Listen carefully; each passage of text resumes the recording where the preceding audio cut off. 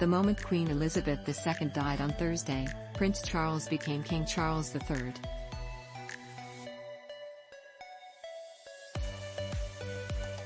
As Britain and 14 Commonwealth realms adjust to their new head of state, Charles will begin to carve out his role as a monarch in 2022, and, importantly, decide whether he will continue his activism from the throne. As Prince of Wales, Charles did not equivocate on climate. "The world is on the brink," he wrote earlier this year, "and we need the mobilizing urgency of a warlike footing if we are to win." Now, as king, he will be forced to tread the paper-thin boundary between political advocacy and the throne.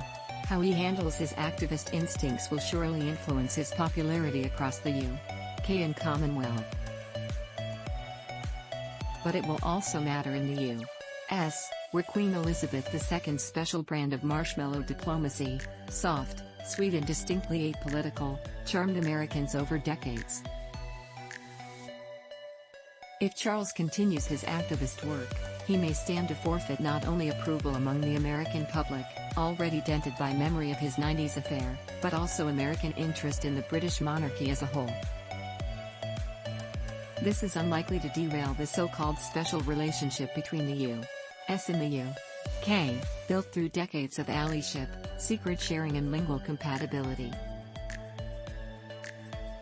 Yet, this loss of interest would mean the loss of a British tool that has wielded a quiet power stateside for the best part of the last century, helping solidify what's arguably the most essential transatlantic friendship.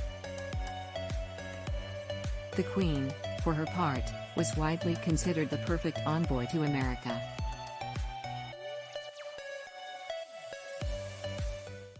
She met with 13 of the last 14 American presidents, and understood the personalities, the idiosyncrasies of the current government, according to Robert Traynham, an adjunct professor at Georgetown University, who has studied the Queen in U.S.